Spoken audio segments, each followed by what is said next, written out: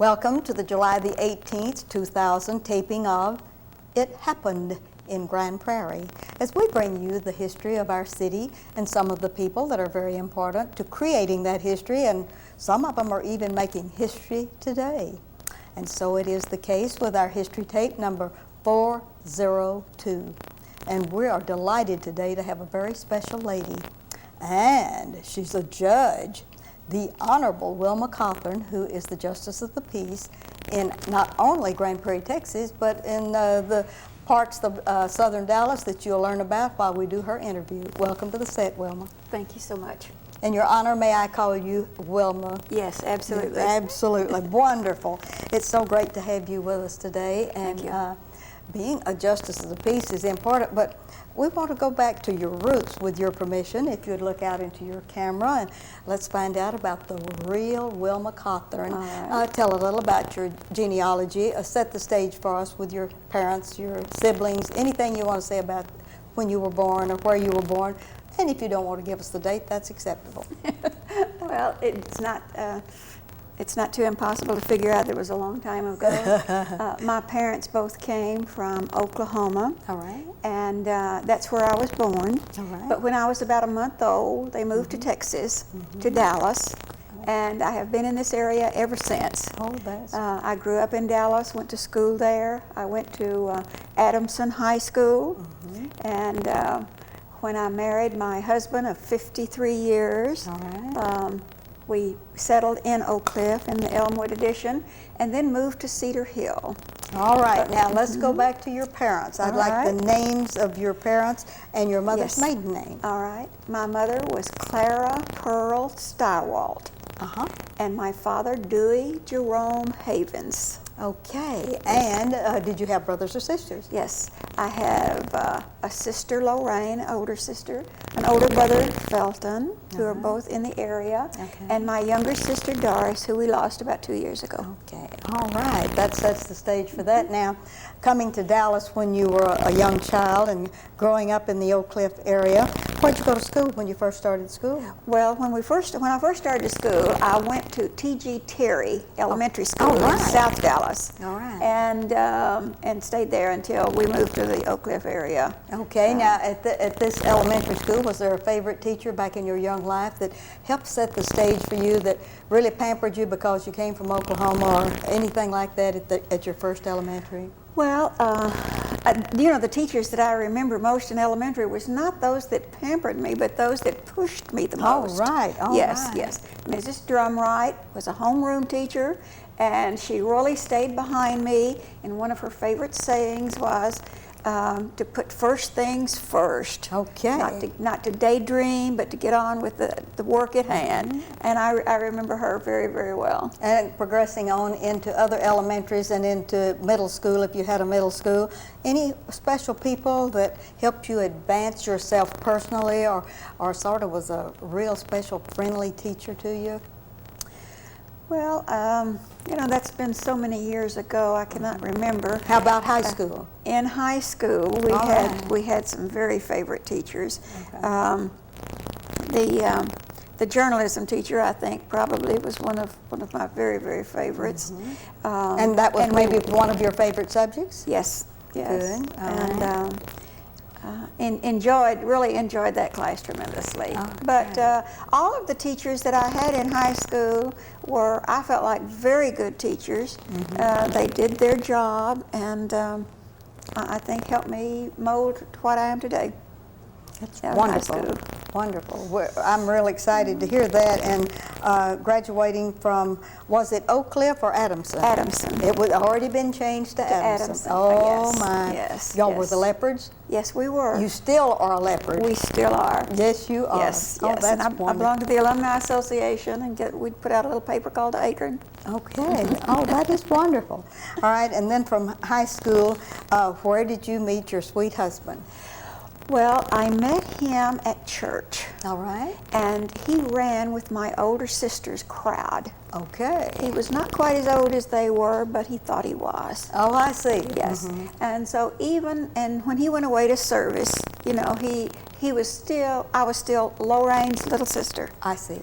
And but when he came back from the war, A lot of parties were given for him from various friends and the church and everything, and so we kind of got together.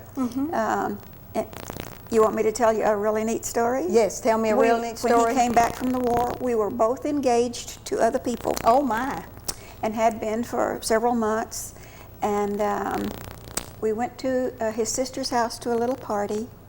And we got very acquainted there again. And 3 weeks later, we were married. I see. And you would give us his full name. Give us James C. Coffin. Okay. And now that you're married, and what was he doing for a living, and what were you doing?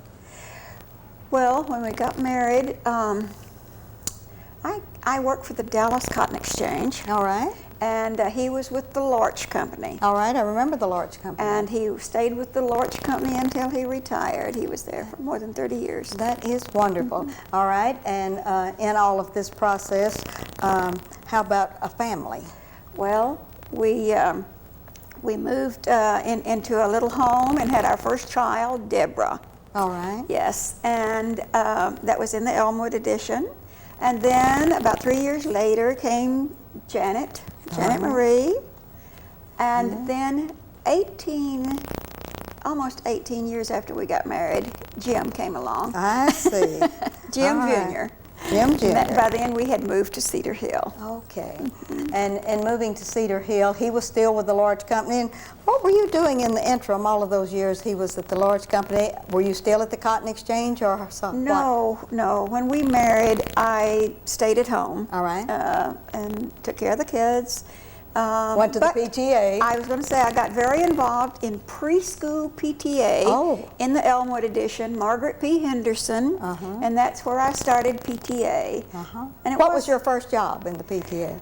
Well, let's see. I think I was secretary that first year I joined PTA. Okay. Yes, and we stayed there probably maybe a year and a half, so I didn't.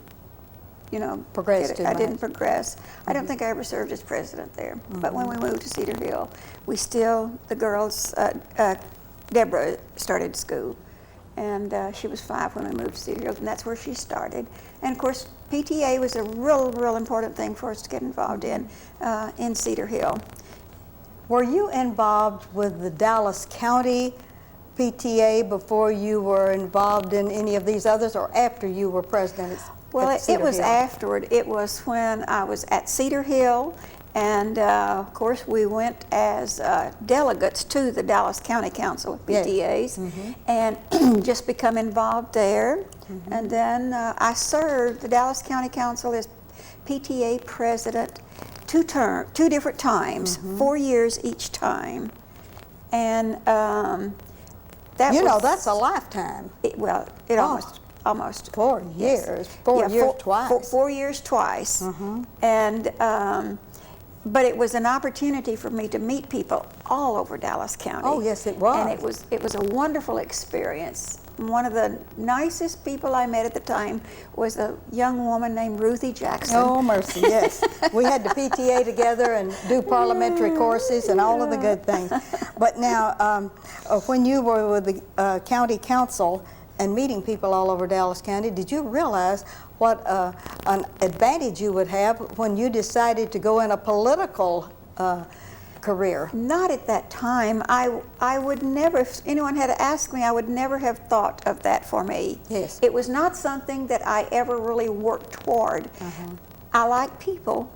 And so that's why I love the PTA work and go around and meeting and see. At that time, Dallas County involved everything in Dallas County that was not within the city of Dallas. And so that made a really great opportunity. Great base, didn't it? Oh yes. Oh, that's I remember installing PTA presidents in Mesquite, in Sunnyvale, and all around. All around, everywhere. And I still have a very lovely little charm that I got in Grand Prairie. Oh yes, oh yes, all right.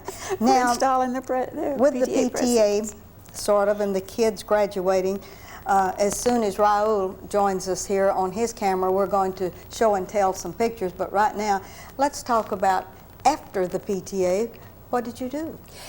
Well, when the children grew up and I needed a lot more to do, I started lobbying, and I lobbied in Austin full-time for the Dallas County Classroom Teachers Association. All right. And for the Dallas County School Superintendents Association. Okay. And I lobbied education issues and legislation that those two groups were interested in. And because I knew all of the people all around Dallas County, I was able to get people to come and lobby their representatives on these issues. And that really grew into my interest in politics. Okay. So I lobbied there for quite a while. I worked for a state representative, and the way I started that job was I was running campaigns, political campaigns. I did that for a number of Dallas County judges. Who was your first state representative that you worked for? Well, Calvin Rucker from Cedar Hill. All right. Yes. All right. And then when D. Travis ran for the Senate, I did his campaign. All right. So it was a real great thing in Dallas County to be able to do that. Yes, yes. A lot of firm bases made there. Yes. And when Glenn Rep decided that he wanted to run for state rep, and he had been a councilman in Duncanville, I had worked with him on several issues of his council work, and we just all had a little meeting, his friends, and some way I came out with the chairmanship job of his campaign. Oh, that was good. Yes. How wonderful. And ran his campaign, and we won. And then after that, I went to work for him as his district representative. District rep. Okay. That was fun, wasn't it? Yes, it really was. But see, I got to work with all of the people that I already knew in Dallas County. And his district was all of the southern part of the county. And it made it really a good opportunity to still be associated with the people. After Glenn Rep, what? Well, after Glenn Rep, I ran for judge. All right. Where? Well, it was in Precinct 5, the precinct we're in now, and I ran for Precinct 5, Place 1, which is the Mesquite office, and won that in '94, and stayed there for 2 years. And then Judge McDougall was going to retire, and he talked to me about maybe I would like Grand Prairie. He loved Grand Prairie. Yes, he did. And so he thought I might like that. So he had had a heart attack. He had lost his wife, and things were just not happy for him anymore. And so we talked about that, and I talked to the commissioners. And so when he retired, I was appointed to fill his vacancy. And then ran for a 4-year term and won that. 4-year term was won in '99? Yes. And so you are our illustrious one from '99 for 4 wonderful years. Yes. What is your territory geographically? Geographically, it is from just south of Irving, all the way south to the county line, and then across the southern part of the county, taking in Duncanville, Cedar Hill, DeSoto, most of Lancaster, Wilmer, and the district goes on around then on the east side of the county to Mesquite, and takes in all of the city of Mesquite. And all of the city of Mesquite? Yes, all of that area votes for this position. All right, now tell me this. Do you have more than one home base where you hold court? Yes. I have a court in Lancaster, Texas. All right. Yes. A full court, just like the one in Grand Prairie, fully staffed. And the people from Mesquite come over to your Lancaster court? Well, they can. There is a court in Mesquite that has a judge. I see. That's place 1, and I'm place 2 with the other 2 courts. But you can use either one of those. Yes. Okay. What's been the most fun about being the a justice of the peace and a judge, and what all does that entail? What all do you do? Well, everybody says, you know, you're not an attorney. How can you be a judge? Well, I want to tell you that the Justice Training Center of Texas makes sure that you know the law. I see. And you go through very rigorous training. Before you get on the bench, you have to have 40 hours, and after you're elected, then before you go to the bench. And then after that time, you have 20 hours a year of continuing education. Oh. And then they have seminars every time the legislature comes up with new legislation. We have to meet, go through all of the legislation, see how it affects our court. And then the bar associations also have study courses that we go to. And it makes for a very good continuing education. This is one job that you don't get stale in. Yes. Because the law changes and you have to keep up on it.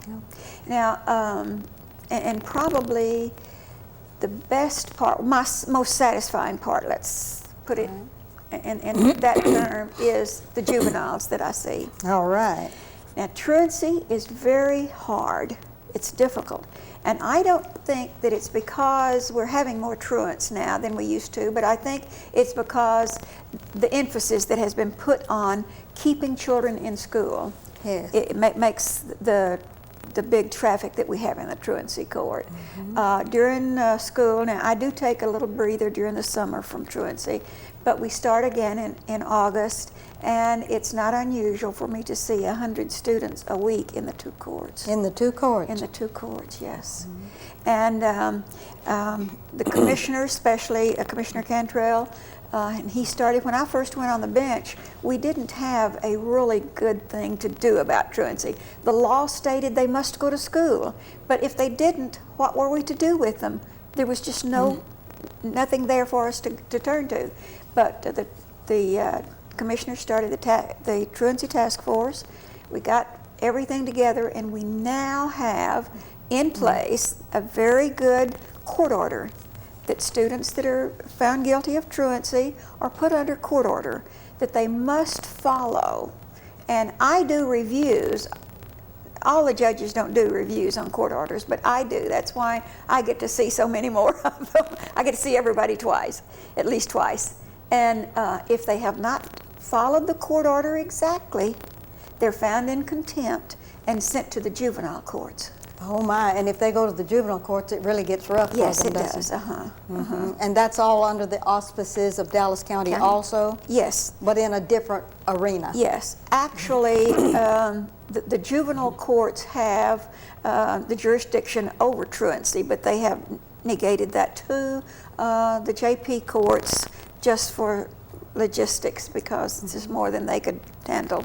Do the other JPs look at this as seriously as you do, in your opinion? There are a few of them. There are a few of them that think this is a real important part of their job. And to me, it's the most important thing that I actually do. You know, traffic tickets and hot checks and small claims, neighbors in dispute, we'll always have.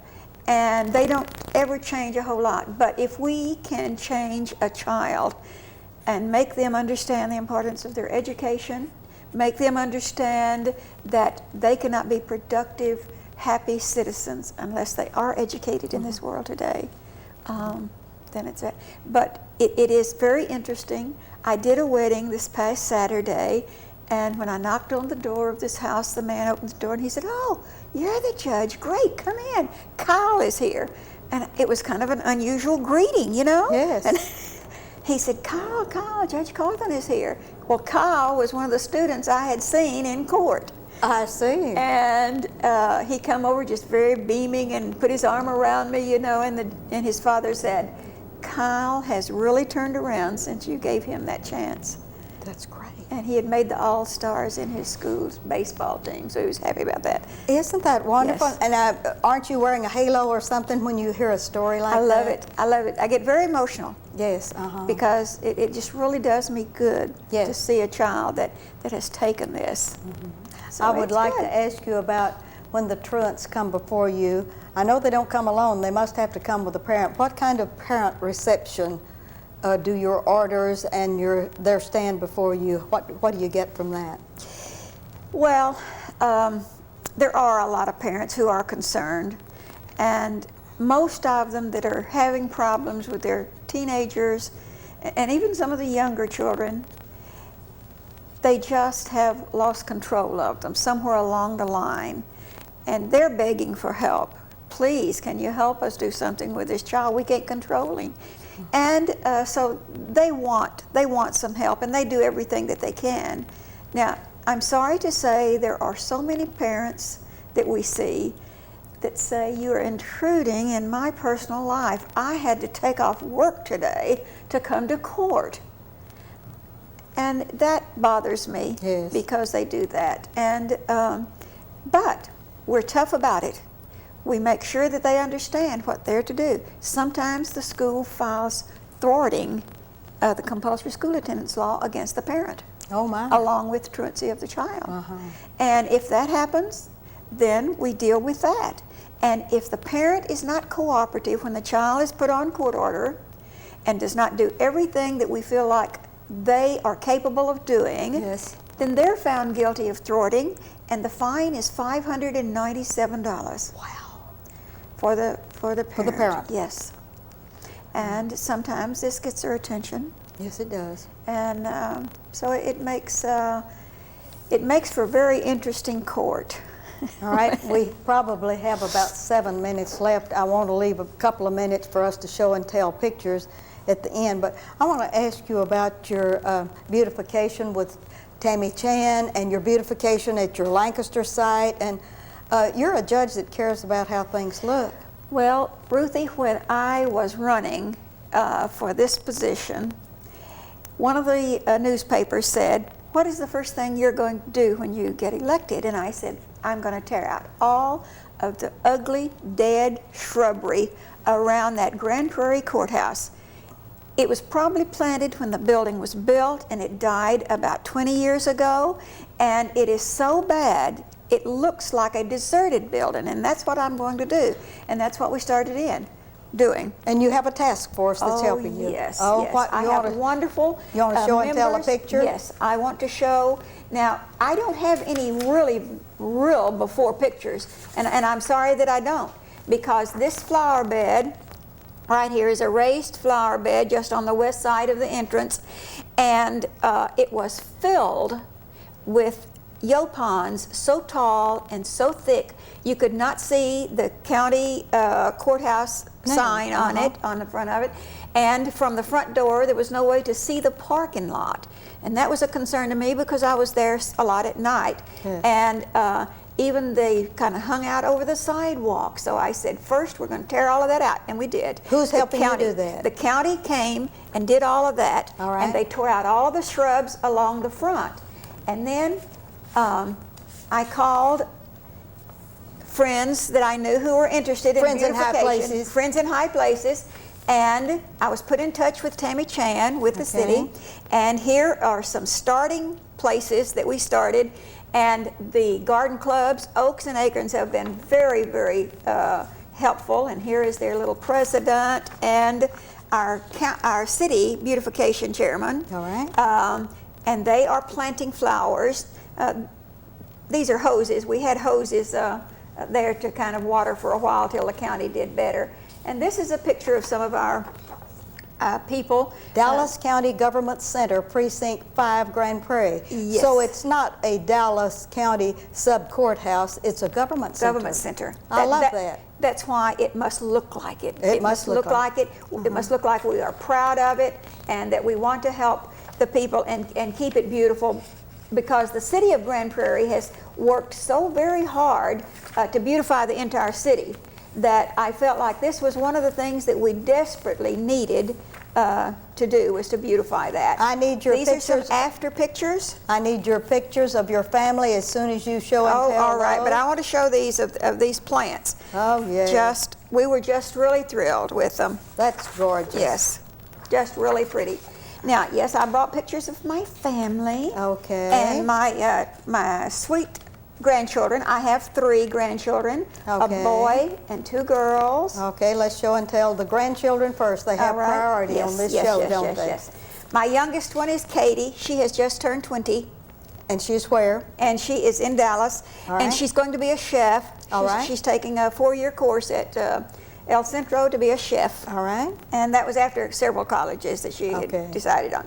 And this is my grandson, Jay, and he's in Austin, Texas, and he is a graduate of the University of Texas and works for Goffsmith, and he is going back to school to get a degree in marketing, an advanced degree. And my beautiful Rachel, and she works in Dallas, and she goes to school to finish her degree, and she is the human services for a big company. I want to see some of those pictures from the 50th wedding anniversary or the wedding or whatever's there yes. that has James in it and some of your other.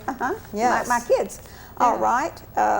This one right here is a very good one. My husband James, myself, my son Jim, and our daughter Janet and our daughter Debbie. And this was Jim's wedding. Okay. And then here is a picture of his beautiful bride. Oh, yeah. Yes, and, And her they now live, her name is Deborah, and they now live in Idaho. How rude. He's with the district attorney there. Yes. They went up visiting, just on vacation.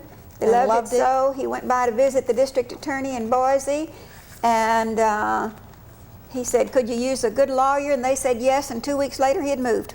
Oh, my. He was with the oh, district my. attorney in Johnson County before that. We have 2 minutes left. Now, I found that in the paper, in the Arlington Morning News, on the front page of the Grand Prairie section, Beyond Duty's Call. The colleagues say that Judge wields a gavel fairly but firmly. This is true. This is true. Yes. This is true. And oftentimes other judges will say, why do you have so many jury trials in your court? We don't ever have any. And I said, because I'm so firm, they think a jury is going to be nicer to them. And that is true. But that is true. But I do take the job seriously. I think I have been a good judge, even though I did not start out in life thinking I would ever do this. Yes. So And it's been very exciting. good. Yes. I'd like for you to look out into your camera at Raul over there and tell all of those that might be listening how exciting it would be if they would think about becoming a judge one of these days and how to obey the law in 1 minute. We have 1 minute. Oh, well, I think that the most important thing is to obey the law. We have so many people who come through the court, well, I didn't know that was the law. And I said, yes, but it's your responsibility to do that. And if you do obey the law, you do not get into any serious trouble, do not have any felons against you, you can be a judge. And it is a calling that I think would be really great for everybody. Wonderful. And you want the parents also to see that their children obey, right? Oh, absolutely. Absolutely. Judge Cawthorn, it's just been so wonderful to have you with us today. And as a good friend of the community also, you're a member of the Women's Division, the Chamber of Commerce, and other things here in town, so you keep in touch. Rotary, yes, I'm very active in a number of things. Very active in the community. Yes. And thank James for letting you out of the cage today. Thank you. It's wonderful. Poor James doesn't know where I am today. I left the Lancaster court and came over here, and I have to go back to Lancaster because I have 2 trials this afternoon. Thank you so much. Thank you. I enjoyed it. For all you do. Thank you for inviting me. And this is Ruthie Jackson reminding you that history is as we live and do.